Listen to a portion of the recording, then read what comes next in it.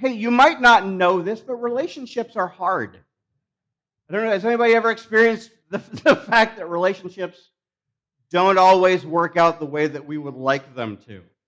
Have you ever kind of felt that way? No? These are my Not a once? Yeah, that's a lie. Matter of fact, we're actually going to talk a little bit about this. Is my wife. For those of you who don't know, I don't know why you wouldn't know, but if there's any visitors here, my name is Sam, and I'm the pastor here. This is my wife, Rachel, and we are going through a series on relationships. Hey, Noah, if you could bring up the PowerPoint slide for the number 2, Grace and Strain, or something like that. There it is. So we're going through a series right now, a teaching series called 50 Shades of Grace for Real Relationships. And last week we talked about just the fact that grace, which is unmerited acceptance, it's just accepting another person without making them earn it, is essentially one of the key and most important realities to relationships that work. So today what we're going to do is Rachel and I are going to talk together about grace and how it sort of relates to strain. And it's not coming. Can you advance it one, please? Hopefully I'll be able to. There we go. All right, so we're going to talk about grace and strain. But we're going to begin by talking about our story. And just as a starting point, I want to read a very quick proverb from the book of Proverbs. It's Proverbs chapter 4, verse 23. Keep your heart with all vigilance, for from it flow the springs of life. Keep your heart, or guard, some translations will say, guard your heart with all vigilance, because from it, from your heart, flow the springs of life. Your life, the way your life is lived and the way it operates, is going to be determined by your heart. And if there is something wrong with your heart, there is going to be something wrong with your life. You are going to experience frustration. You are going to experience difficulty. You are going to experience pain and hurt, emotional, spiritual. You're going to struggle. Now, I know that's true of everybody, and part of it is because we all in some way are a little dysfunctional. But the people whose hearts are not well ordered will experience it probably to a greater degree. And so what we're going to do is we're going to talk a little bit first through our story, and then we're going to talk about some of the things that we learned as a couple that really was helpful for us in kind of coming back to a place of health and goodness and good relationships. Now, I do also want to make a brief note that while we are married, and what we are dominantly talking about a marriage relationship because of just that's our context, this is true of all relationships. This is true of friendships. This is true of acquaintances. This is true of your business or your employment relationships. Everything that we're going to say today is going to be in some way hopefully applicable to your whole life, regardless of your relationship situation. So our story is I grew up in a Christian home in Grand Rapids, Michigan. And you grew up? I grew up in Brennan, Washington, a teeny tiny town on 101 in Washington, in a Christian home. Yep. So we both kind of came from the same sorts of backgrounds, but there were also major differences in our backgrounds as well. So, so we grew up. We both attended Grace Bible College, which was like a 5 or 10 minute walk from the house that I grew up in. My mom had worked there in the library. Both my parents attended there. And so it was a highly familiar place to me. And so I decided that's where I wanted to go. And Rachel came kind of through a different route. But so we both met at college. I had been there for a few years. She came, I started in 97. She came in 2001 because she's a little bit younger than I am. Yeah, so that's where we met. We began dating your second semester. Correct. Your second semester there, that you were there. And then, so we were in a play together. We got engaged, which is, if you're going to get married, that's a helpful thing to do. And then we married. And I pastored shortly after that, after graduation and all that. I pastored a church in Michigan, about 50 miles north of there, in a little place called Newego. And we were there for about 5 years. We bought a house there a couple of years into living around there. We had our first two kids, Abigail and Gabriel, who are sitting so obediently right now. We'll see how long that lasts, because neither of us are with them. And it's sort of like, and I think Rach has told me before, it sort of felt like the American dream, because we had the house, we had the two kids, we had the job. While it wasn't like the greatest paying job in the world, it supported us. And yeah, that's where we were. So why don't you then? So then we'd been in our house about 14 months, and I thought things were hunky-dory and going really well. And Sam one night says, you know what? We need to chat. All right. He says, I think God's calling us to move to Washington and start a church plant. Really? Because I'm not feeling that at all. I moved away from Washington for a reason. I didn't have very many close friends from high school. I still was not connected with any of them. My mom and I struggled with relationship, and so Sam then says, well, if we're church planting, there's no money in that. So how about we move in with your family? They've got an extra spare room. Great. That'll go really well. So we put our house on the market in a completely horrible economy. Michigan, the auto industry had failed, 50% unemployment nearby, just praying that God would sell our house. We did have a great real estate agent. His name was Jesus of Nazareth. True story. We moved to Washington with our house still on the market. I didn't really want to, but I was being the supportive wife. We moved in with my parents, and it lasted much longer than we ever thought it would. I was like, we'll be there 3 months tops, and I'll find some sort of job that will sustain us, and then we'll find a place to rent. See, so here's the other thing. Her parents lived in the town that she grew up in, Brennan, which was an hour and a half drive away from the place where we were planting the church, which is always a good idea, to not live in a place where you're planting a new church. But yeah, so that was an interesting dynamic as well. Yeah, so we did struggle kind of obviously through that season a great deal. I had off and on, and it took me forever and part of the reason we were staying with her parents so long was it took me forever to find work, not simply work that would sustain us as a family, but work at all. It took me a year to even land an interview for a job, which was nuts, because that was sort of a damper on the whole church planting project. We were planting, by the way, with two other guys who did live in the area, so there was somebody there, but our absence from that was a bit of a problem. But so I was working, I got a job as a house cleaner, which that is not my favorite kind of work. That's why I'm a pastor, because somebody once asked me, why are you a pastor? And my gut response every time is because I can't do anything else. Seriously, I'm not good at other things. So I got a job as a house cleaner. I did that for about a year. And then I hooked up with a Christian school in the city of Bremerton, which was neighboring sort of the town where we were planting the church. And then I was a maintenance person. Because the funny thing about that is I did some maintenance and stuff in college, but I am like one of the least handy people you will ever meet. That's true. You'll notice how vigorously she is shaking her head. Yeah. So the jobs that I had were not what you would call emotionally satisfying work.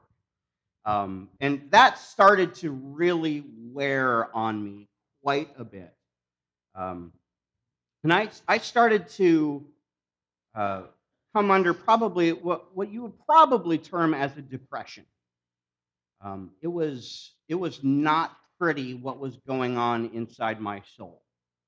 And add to that the reality that we're actually are in still some sense, we were actually two immature, broken people who didn't know how to do relationships well. I come from a home life that I told you before that it's a Christian home, but in 2000, yeah, in the year 2000, so right before I met Rachel, my parents divorced. Um, and so I have that floating in the background of my personal makeup. And Rachel has already told you that she didn't, at least at that time, have really great relationship skills with her mom. And so we both kind of didn't know how to do that relationship thing almost really well at all. We were both broken and in need of some serious help. And in my depression moments, it began to get worse and worse because I felt like in our relationship, I was really walked on. I felt like I was really a doormat.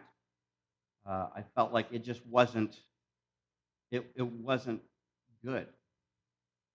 And so that really culminated one night where, as we are lying in bed, uh, getting ready to go to sleep, and she could tell something was wrong, and she kept pressing me, and I was just trying to put it off until I finally the wall just broke and it came out. I said, I don't know that I love you anymore. Yes. Wow. Okay. So at that moment, I was 7 months pregnant with Miriam. That helped. Yeah. So I rolled over and started sobbing. Sam fell asleep. The weight was off his chest. He'd shared honestly. But I had no clue. I knew things were difficult, but honestly had not a clue that things were that bad. Sam fell asleep. I got up, sat in the rocking chair, and I actually remember at 7 months was going through such an emotional, like the ugly cry. Like your whole body is sobbing and feel just breaking. I actually started having contractions with Miriam and thought this is early labor and this is not good. And tried to calm myself down. And I pulled out the only resource that I knew, and I grabbed my Bible. And I opened and I thought, okay, everybody who's in distress goes through Psalms. We'll start there. So I opened up the book of Psalms and I just started reading. And I found a lot of comfort in that. I started probably right around chapter 3 was where it really started helping me hit home. Oh Lord, you know my foes. Many are rising against me. Many are saying for my soul that there's no salvation. Chapter 4, answer me when I call, O God. You have given me relief when I was in distress. Be gracious. Please hear my prayer. Many, many nights of that. But in my personality, too, I'm a firstborn. And so part of my default is once there's a problem, let's fix it. Like that's just, I have a hard time sometimes recognizing the problem. But once I've pinpointed that there is a problem, I want it fixed. Like, let's figure out step 1, 2, 3 and make a path and get it corrected. And I was at a very different place because I had been feeling and feeling and feeling that problem for years in some respects. And at that point, I was done with the problem. I did not want it fixed. I wanted it gone. And that was our relationship. Loads of fun, lots of long, emotional, kind of sleepless nights for you. And I grew cold and angry. That's where I was. And that, thankfully, was not the end, obviously. In case you, spoiler alert, we're still together. So we're good there. But that began, there it is, a journey of self-evaluation and discovery of some really seriously helpful resources. We have actually got a stack of resources here next to us that were deeply helpful in a lot of ways. We just want to highlight two of them. So this one was actually really helpful for Rachel. We're actually going to talk a little bit more in depth about this. Why don't you say something brief about that one, I guess? This one is a book called How We Love, and it talks about a little bit how you were raised and how you were imprinted a little bit with how to deal with relationships. It's a husband and wife team that wrote it. Milan and K. Yurkovich. There's a good name for you. He was an ordained pastor and has his master's degree, and his wife was a marriage and family therapist, and they discovered some of these principles and wrote the book. And the funny thing actually about that one is we heard them sort of at one point on a video tell a little bit of their story, and it was eerily similar to ours because he, the husband, has a similar personality to me, and the wife has a similar personality to her, and they were trying to plant a church. So it was a little weird. The second resource that we found just really, really helpful is a book called Boundaries. And we're actually starting, some of you are aware of this, we're starting a study in our home tomorrow night, a 9-week study based on this particular resource. And it's really helpful for us because it teaches you, the little tagline says, when to say yes, how to say no, to take control of your life. And that was probably one of my biggest things, is I simply had no idea how to say no. I only knew how to say yes to things. I did not know that it was all right for me to say, no, I don't think we should do that, or no, I'm not interested in that. I had no clue. So we're actually going to talk a little bit through both of these in a little bit of a deeper level right now. So we had, both of these resources came to us through a few friends that were obviously pretty instrumental in helping us. We called, I sat at the end, my parents have no cell reception at their house. And so I sat at the end of their road for hours and hours, calling just about anybody who would listen that I thought had some good biblical advice. What do I do? How do I fix it? How do we get through this? And those were a couple of resources that came to us through that process. Right. So the first book, the one that was really particularly helpful for her, The How We Love by Milan and K. Yurkovich, it deals with what's called injured love styles.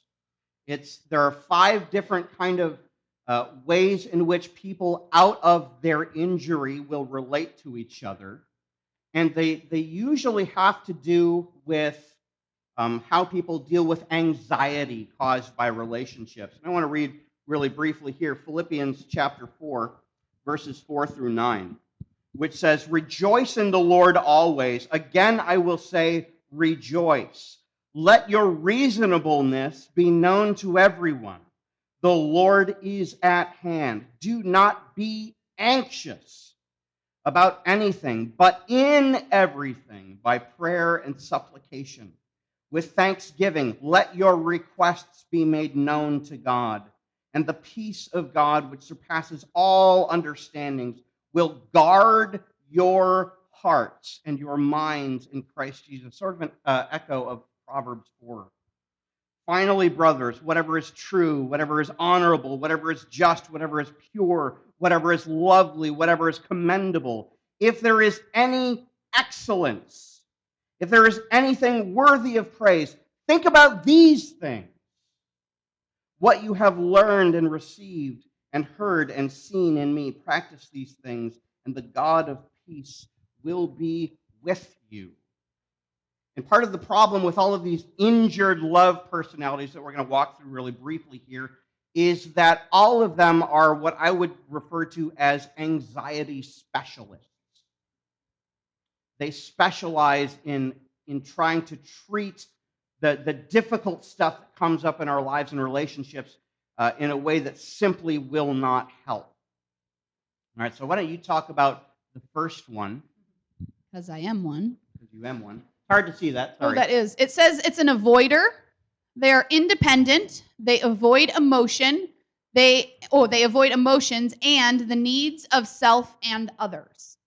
I am an avoider. I avoid emotionally difficult or emotionally excitable things.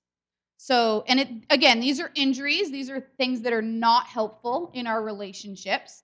So, as an avoider, once I started reading through the book and learning about it, I only knew two emotions. Honestly, things were either good or things were bad. And I couldn't tell you the difference in those. I couldn't tell you the difference between disappointment and frustration. I couldn't tell you the difference between joy and excitement. I just knew whether I felt good or I felt bad. And within that, because we avoid emotion, we tend to, like it says, we are only focused on self, and we don't think of others because we can't handle the emotion of how they might come back in the relationship. Mm-hmm. So, funny instance of it, a few years later when I was able to think through it and process it, when Sam and I were dating, he asked me to go to the college dinner right around Valentine's Day, actually, February 13th. Oh, the winter formal. Winter formal. Because in our college, you didn't dance. So we did a winter formal. Just get together and eat. So I had a really hard time saying yes to that because it felt really nice, but at the same time, then I'm risking my emotion in that. And so I had some good friends that gave me some good counsel. Just go. It's just one night. It's just dinner. It's not a big deal. But the funny thing is, when I went to go tell Sam, yes, I will go to the dance with you, because I avoid emotion, or the dinner or whatever, I had to cover my face. Honestly, I'm sitting there in front of Sam, and I said, I have something I need to tell you. All right. Okay. Shoot. I said, okay. I will go to the winter formal with you. And that was that serious because I couldn't handle what his reaction was going to be. I could barely handle my own. Yeah. And so also maybe talk for just a second about how it is you actually do process emotion and how long that takes. Oh. Avoiders typically take a very long time to process anything. You tell us something and we have to digest it in pieces, and it's a long process. Because we're still in a discovery of figuring out our emotions and knowing where we feel about something, when information is presented to us, it takes us a while to digest it so that we know how to respond to it. So, kind of a key phrase is, let me get back to you on that. Yeah. Second one, or not, is the pleaser. The pleaser. And this is me. This was me. So whereas the avoider is very independent, kind of sort of isolates, pulls back from people, with me it's the complete opposite. It's my goal as a pleaser is to please people, hence the name pleaser. We reduce anxiety simply by trying to please others. Often we are very easily, as pleasers, taken advantage of. Oh, well, this person really wants to help. Oh, well, this person really desires to make things good. So why don't I take advantage of that? So that happens quite frequently. So with pleasers, we process emotions very differently than avoiders. With us, we usually experience the whole range of emotion in sometimes internally very dramatic fashion. So, whereas an avoider would say, let me get back to you. The pleaser tends to be pretty ready if called upon to express an emotion. But the funny thing is that we also tend to want to hide that if it's anything that's like a bad emotion. Because we don't want to disturb things. We want to present a front of everything's great, everything's fine. Well, and if it's not fine, well, let's find a way to make everything fine. Even when it really isn't. So imagine an avoider and a pleaser. I don't want to deal with emotion. And so when I want something, avoiders are usually also really good about knowing what they want. We're usually pretty pinpointed in knowing that. Type A So, personality. yeah, type A's typically. And so I would be, Sam, please do that. I need you Yes. to do this. I would use the word need a lot, but not really tell him how important it was. And so then he translates that into, I need to take care of this, and I have to do it now. Everything was a need. It was a rock It was an solid, emergency. let's Got to take do care it. of this now. Which, if you are bombarded with like 10 different high energy needs, that tends to wear on you. Do you see how I started to feel maybe just a little bit walked on? Because everything was a need. Right. Need. And it's not because she was trying to be mean or anything. It's just, well, she loves to make lists. So she had a list of things that were important to her that got done at some point, maybe during the day or the week.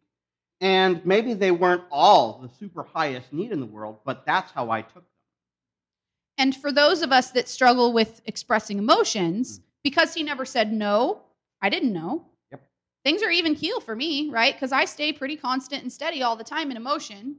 He's not responding whether it's positive or negative. So it must be good. It must be all right. And one of the kind of the breakthrough moments for me in understanding that being a pleaser actually is a problem was when I was talking with a mutual friend of ours who actually gave us some of these resources to begin with. And she said, when I'm in conversation with you, I can't tell who you are because you are constantly going, yep, yes, yep, yes, of course, yep. If you ever notice me doing that, that is a hangover from my really bad pleaser days. And in my mind, it is simply me going, sometimes it's me trying to move the conversation along, but sometimes it's about me just in my spirit wanting people to know that I'm hearing them and understanding what they're saying, because as a pleaser, I want people to feel like they're understood. Okay? So that was sort of a moment where I kind of understood I'm a chameleon. I simply take on the need of the moment and I absorb it into my identity. And whatever the need that's presented is, well, let's jump on that. There we go. The next one is a vacillator. A vacillator has a tendency to idealize and devalue. They are very reactive, usually unpredictable, high desire for consistent emotional connection. So they want consistency from everyone else, but then they respond hot or cold, and they go back and forth in relationship. The most inconsistent people. Yeah, they are the most inconsistent people you will find, and they can't make commitment, and they can't follow through, and they don't know what they're doing. And therefore, the relationships around them, the people that they want consistency from, don't know how to respond to them, and it just causes a huge exploding problem. And so in terms of the first thing that she said about vacillators, they tend to either idealize or devalue, which means you are either their greatest friend or you are their worst enemy. Mm-hmm. And that could be true of the same person. Like I could be a vacillator's greatest friend or their worst enemy, depending on the moment. Typically, people that end up as a vacillator in adulthood had a very inconsistent childhood. Yep. So they had to learn to go back and forth. If it's good, oh, great, we're good. Oh, dang, things are bad, we're bad. Oh, things are good again. Now things are bad. And so it's familiar to them to go back and forth in their emotion. In some ways, it's actually like a person is a combination of avoider and pleaser, and rolled together in the same person, which makes them very, very hard to relate to.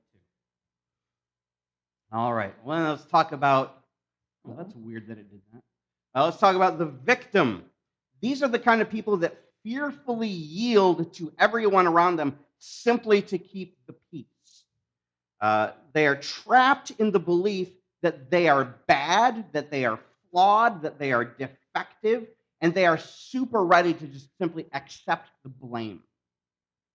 Okay, so a victim is a person who they're in this way, they're similar to a pleaser in that they're trying to please people, but they think of themselves as mud. I am a bad person, and so therefore, whatever the problem is my fault. It's I've caused this, or I contributed in some major way, even if it's not clear or reasonable that that might be true. It's somebody who, well, and what that turns into is a person who is a victim. They're a victim of every single little thing that comes along.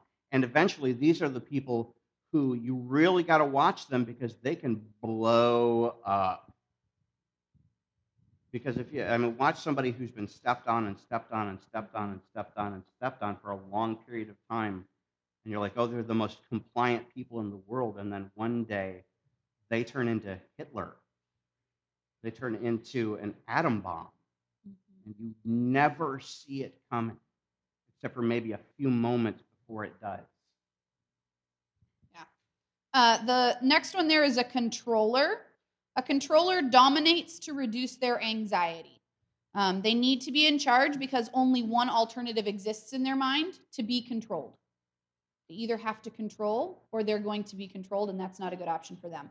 Avoiders can sort of have a tagline with a controller. They don't know how to deal with other people's emotions. And so if we just control the situation and dominate the situation, then we know what's going to happen. Yeah. So just like the controller can have an avoider tendency, the pleaser can also have the victim tendency. Right.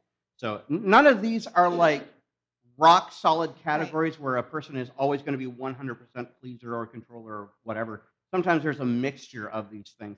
And the funny thing is, because she's an avoider and I was a pleaser, what you find is there are tendencies of certain of these personalities to actually end up together.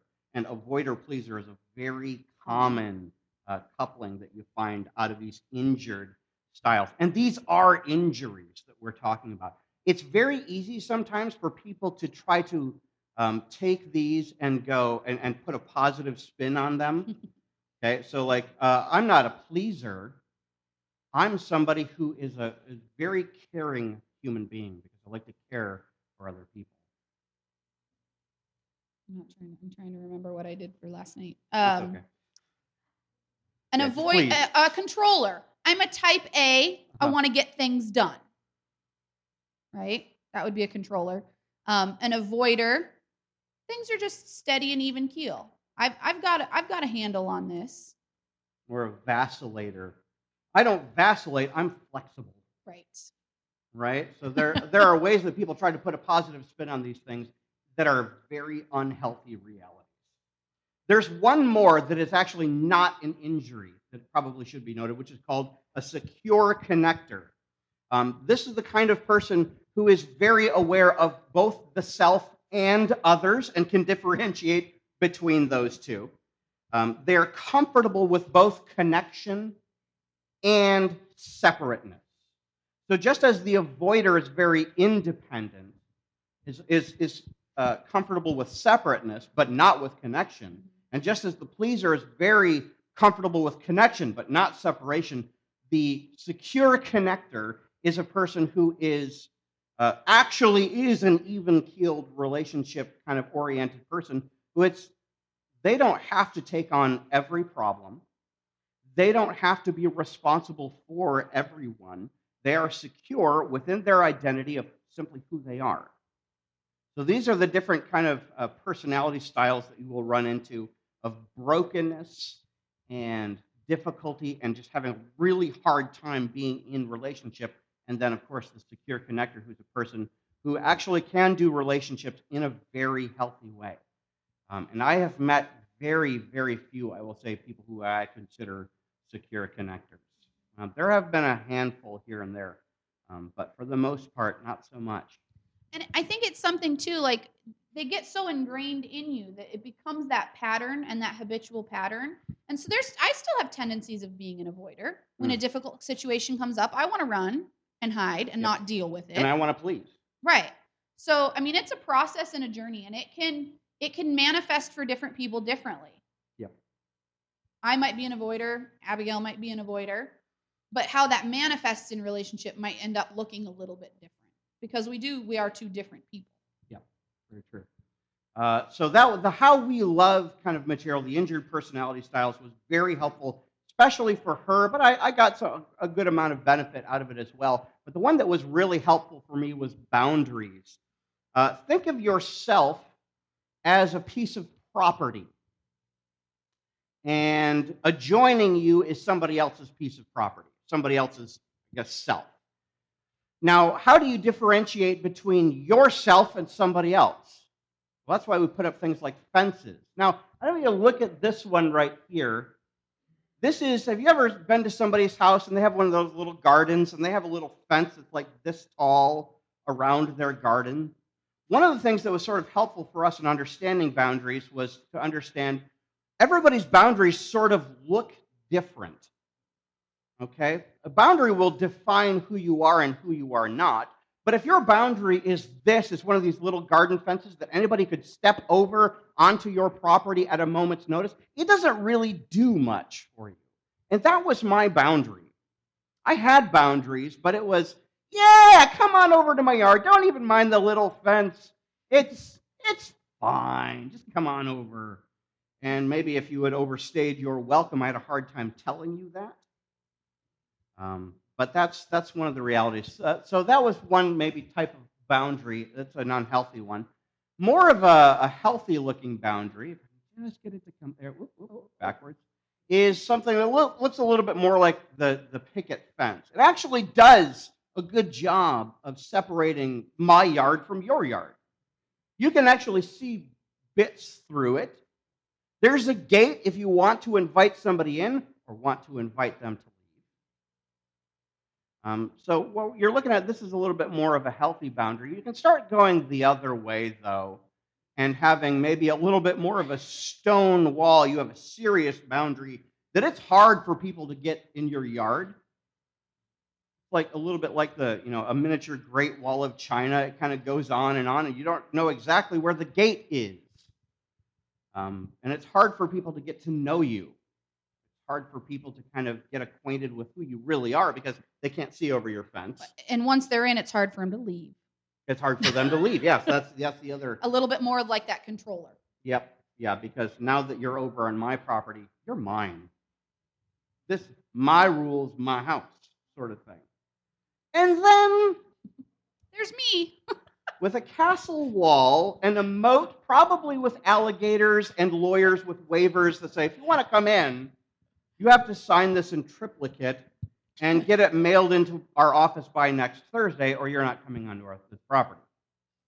So when we were in the Boundaries Bible study, it's just a book. They didn't give these images. We were in a group of, 10 of us or so. Yep. All different types of personalities in the study. And one of the things said, imagine yourself as a piece of property. What do you imagine? Share that with the group.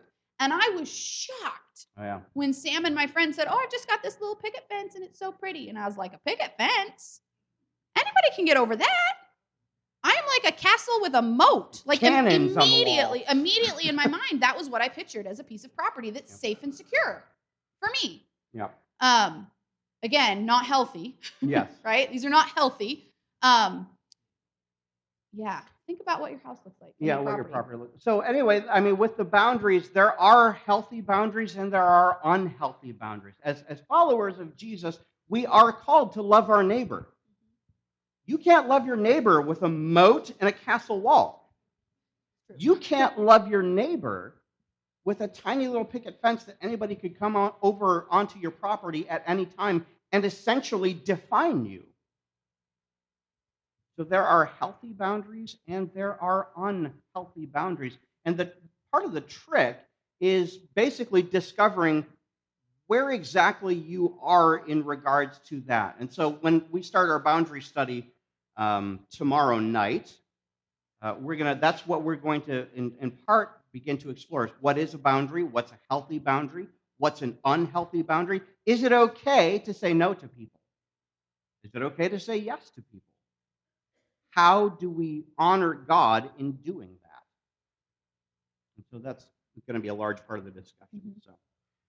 So we probably would like to kind of close with talking about some of the most important things. What were the most important takeaways for us when we talk about relationships and how to do relationships in a healthy way? So that first one is mine, which is grace gives a voice to pain. We need to voice our pain. You need your voice to be heard. I needed to be able to say, ow, that hurts. And I didn't know how. I had no clue that it was okay to tell another human being who I was just trying to love and care for that something that they were saying or doing while on my property was painful for me, and it wasn't to be allowed. Grace actually gives us a voice for our pain. Now, you may think that's a bit of a paradox or a contradiction. Grace, as we talked about, is an unmerited acceptance of another person. So how is it possibly you can't accept another person if you are not truthfully calling out their brokenness while they're on your property? That is not acceptance. What that is allowing their sin to take over your life.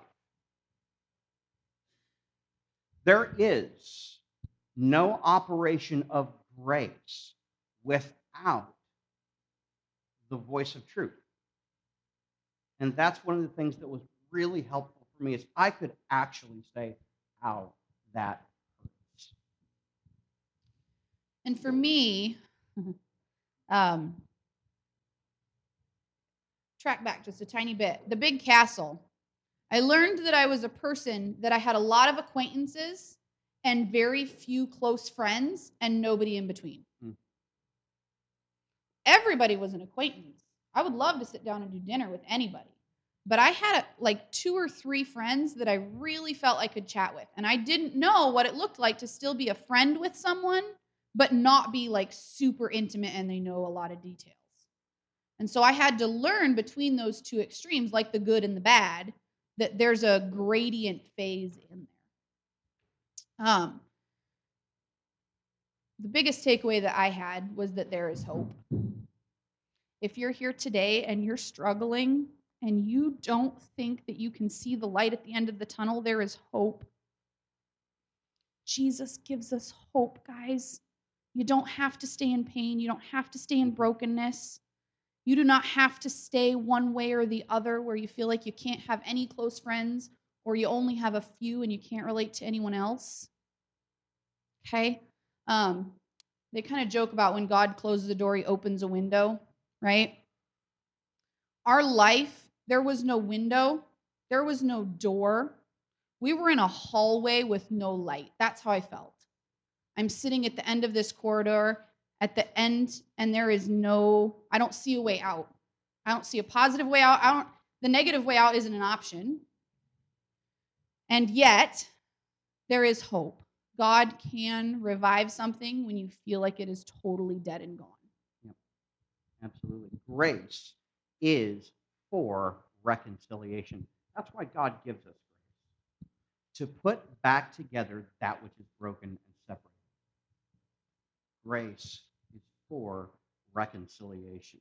God gave us grace so that we could first and foremost be reconciled to him, because all people are born broken and bent away from God.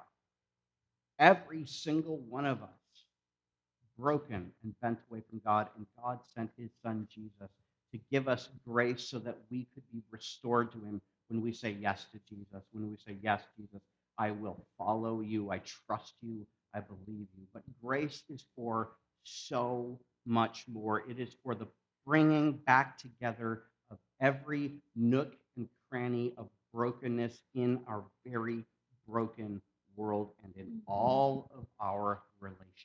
If you're here today and you have a broken or a difficult relationship and you don't know what it is that is causing that or what to do, there is hope for that.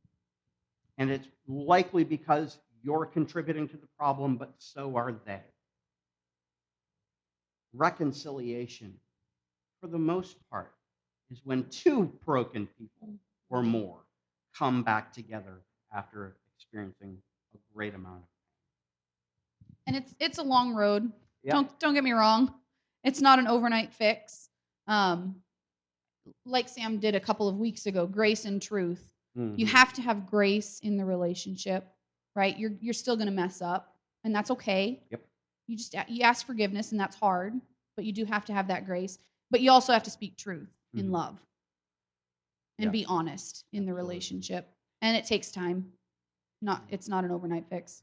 Absolutely. Grace and truth and time together are what are the key ingredients for the restoration of you. Jesus has saved you. That's awesome.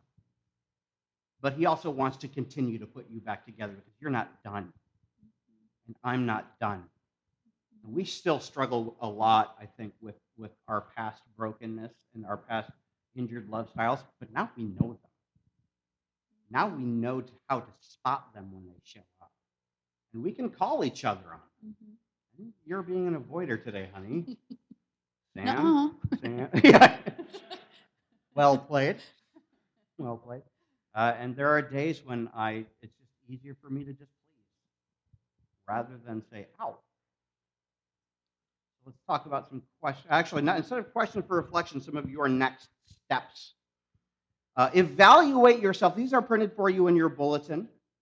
Evaluate yourself and your past and investigate how you got where you are today. A major part of healing, of restoration, is to know where it is you come from and why you are the way you are today. And your past is going to be a massive portion of why that is the case. I didn't become a pleaser overnight. She did not become an avoider overnight. These are things that we learned from childhood. These are things we picked up very early on. Come clean about your pain to yourself and the other people in relationship to you. If you are feeling it and you don't say anything about it, how are they going to know? How are they going to know? Could be a spouse relationship, could be a friendship, could be a business relationship. How are they going to know? Could be a neighbor. How are they going to know? Come clean about it. Open up and say, you know what? I think there's a problem here, and I think there's something that we can do about it. But right now, I'm in pain.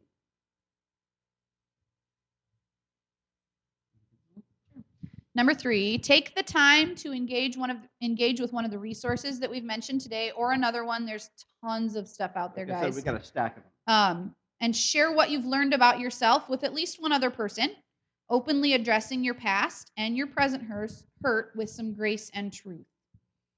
I feel like there's something else I was going to say about this. Okay. Oh, so when we talked about some of our resources that we went through, one of the things that also did help us was some professional Christian counseling. Yes. There is nothing to be ashamed of Nope. with finding someone that has studied and has gone through the courses to learn techniques and to be a third voice that's not going to side with one or the other. It's a great resource. It's nothing to be ashamed of going to. Absolutely. Can't speak highly enough Yes. of the person who did the counseling for us. It was really, really helpful for both of us. The two main resources that we mentioned are actually printed for you by title and by author, and in your bulletin under the Your Next Steps that we just went through. So if you are interested in those are out there. Jump on Amazon and order yourself a copy. They're very, very helpful. But also, like I said, we've got a stack of resources up here. I'll pull them down and I'll put them on the front pew here if you want to just flip through it and write some titles down or whatever. Yep. I have a few that I've loaned out through the last few months as well. I don't remember the titles off the top of my head. I went to my bookshelf and they weren't there. She's avoiding it. No, I'm not. I really did loan them out. So anyway, we've got lots of resources available. Obviously, your best resource is Scripture. There's truth in this book for every relationship. Yep, absolutely. Let's go ahead and close with some prayer. Thank you, God, that there is hope. Thank you, God, that our brokenness, our pain that we feel, that it can be voiced and that it's okay to do so. Thank you, God, that you do provide a way for us towards greater health, individually, personally, but also in relations. Help us, God, all to recognize our brokenness where it is. Help us to call ourselves out when we see that, and to, instead of continuing to live in that pain, to actually take steps towards healing. And God, we know that you are the one who does that healing. So help us to bring it to you. Help us to leave it on the cross. And help us to love each other well. Help us to live in good relationships with one another, God, because there is no better thing than living in healthy relationships